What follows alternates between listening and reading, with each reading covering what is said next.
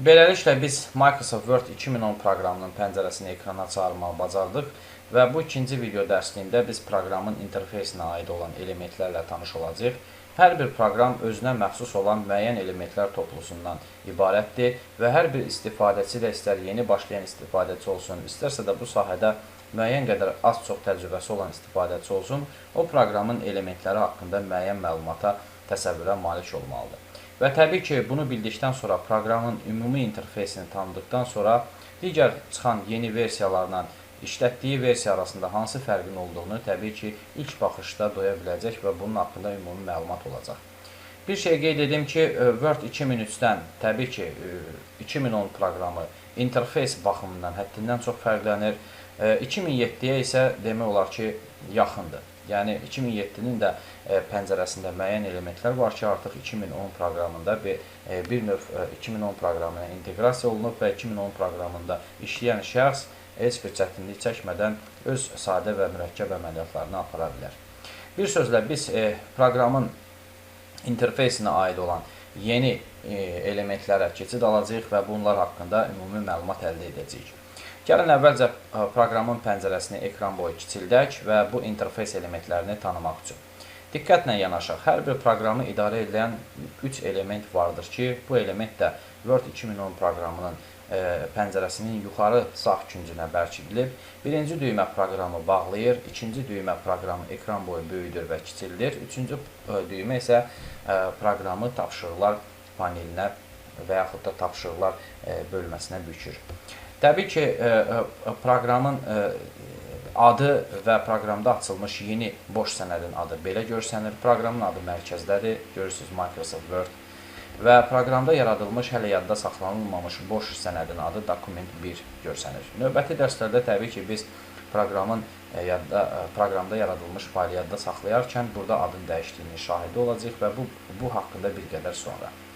Word 2007 proqramında olduğu kimi 2010 proqramının da belə deyək, xüsusi sol tərəfində, yəni başlıq sətrinin üzərində sol tərəfdə ani işə salma paneli göstərilib. Ani işə salma paneli yadda saxlamaq, imtina, təkrar, yeni boş sənəd, faylın ekrana çıxarılması, предварительный просмотр, yəni çapdan öncə baxış və digər bu kimi sadə düymələrlə zəngindir. Təbii ki, bu düymələrin ekrana çağırılması və bu ani işə salma panelinə bərkidilməsi olduqca sadə bir prosedurdur. Bunun üçün ani işə salma panelinin sağ tərəfində olan ox işarəsi üzərində bir dəfə sol düymə sıxılır və beləliklə açılmış menyuda istənilən aləti biz ani işə salma panelinə əlavə edə və yaxud da ləğv edə bilərik. Deyək ki, Pисание düyməsini, yəni düzgün yazılış düyməsini biz ani işə salma panelinə əlavə etmək istəyirik. Bunun üçün sadəcə üzərində sol düyməni bir dəfə sıxmaqla həmin düymə ani işə salma panelinə əlavə olundu. Təbii ki, ani işə salma panelinin sol tərəfində, yəni proqramın pəncərəsinin sol yuxarı küncündə isə Word proqramının simgəsini siz görmüş olursunuz.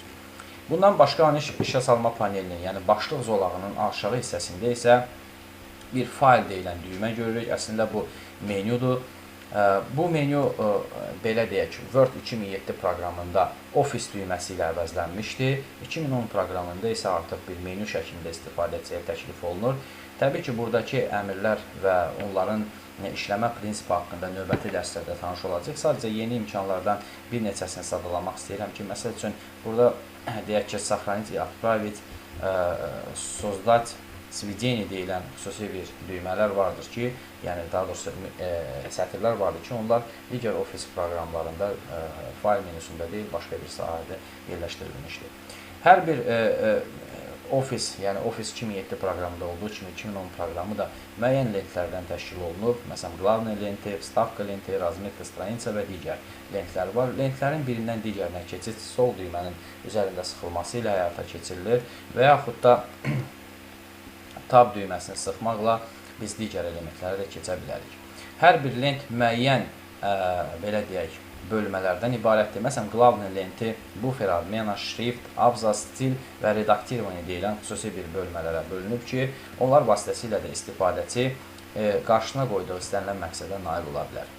Proqramın, yəni bu lentlərin aşağı hissəsində proqrama məxsus olan bir element vardır ki, bu lineykadır. Ola bilsin ki, adi qaydada həmin bu xəttkeş həm üfüqi, həm də şaquli istiqamətdə xəttkeş sizin Word proqramının interfeysində olmasın. Bu çox sadə bir əməliyyatdır bunu çağırmaq. Bunun üçün xəttkeş deyilən xüsusi bir düymə var. Bu düymənin üzərinə sol düyməni bir dəfə sıxdıqda, yəni ekranın sağ tərəfində həmin düymə üzərinə bir dəfə sıxdıqda xəttkeş itir, üzərində bir dəfə vurduqda isə xəttkeş ekrana gəlir. Bu interfeysdə olan sadə bir düymədir. Gələcəkdə biz vid lenti üzərindəki olan elementlər haqqında izahata keçəndə təbii ki, xəttkeşin oradan çağırılma qaydasında deyəcəm. Mən proqramın pəncərəsini bir qədər kiçildirəm ki, istifadəçilərimizə interfeys elementlərini izah edeyim. Təbii ki, hər bir proqramın, yəni Word proqramından söhbət gedir. Mərkəzində redaktə olunacaq sahə tutur, yəni boş vərəq. Bu boş vərəq A4 formatındadır, yəni standart list formatındadır.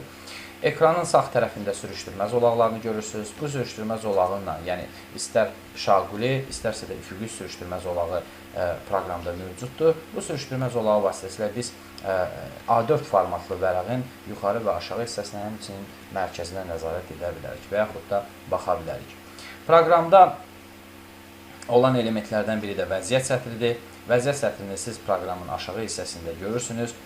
Aşağı hissədə vəziyyət sətri haqqında nə demək olar? Hər bir faylın ekrana çağırarkən onun vəziyyəti, ümumi vəziyyəti, yəni faylda olan vərəqlərin sayı, kursorun yerləşdiyi mövqeyin sayı və hal-hazırda yəni vərəqdə istifadə olunmuş və yaxud yazılmış sözlərin sayı, həmçində dil rastkladkası ilə bağlı, yəni hal-hazırda cari daxil ediləcək dilin hansı dildə, yəni İngilis, Azərbaycan və yaxud Rus dilində olması haqqında məlumat əldə edilir. Proqramın sağ aşağı küncündə xüsusi bir düymə var, miqyas düyməsi, masştab düyməsi. Bu hissə Word 2007 proqramında da mövcud idi, 2010 proqramında da bu öz aktuallığını saxlayıb. Bunun vasitəsilə biz işçi vərəqimizi, yəni bu hal-hazırda redaktə olunacaq vərəqin miqyasını böyüdüb və yaxud da kiçildə bilərik. Həmçinin də burada yerləşdirilmiş 5 dənə düymə görürsünüz. Bu düymə vasitəsilə biz sənədin rejimlərini idarə edə bilərik. Təbii ki, digər dərslərimizdə bu sadalacağımız elementlər haqqında ətraflı məlumat alacağıq.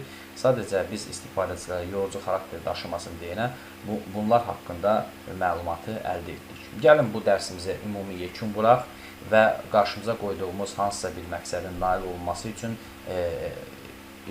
belə deyək, elementlərimizi sıralayaq. Deməli, Word 2010 proqramının pəncərəsi aşağıdakı elementlərdən ibarətdir. Başlıq zolağı, onun üzərində yerləşdirilmiş 3 düymə, başlıq zolağının sol küncündə ani işə salma paneli, başlıq zolağının aşağı hissəsində ofis menyusu, sağ tərəfində ayrı-ayrı lentlər, lentlərin aşağı hissəsində lineyka, yəni xəttkeş, redaktə olunacaq sahə, yəni vərəqimiz, sürüşdürmə zolaqları, şaquli istiqamətdə, vəziyyət sətri, aşağıya diqqət edin, vəziyyət sətri və proqramın görünüşünə aid məsələləri tənzimləmək üçün müəyyən düymələr, yəni masştab, miqyas düyməsi və sənədə baxış rejimləri. Hələlik bura qədər, sağ olun.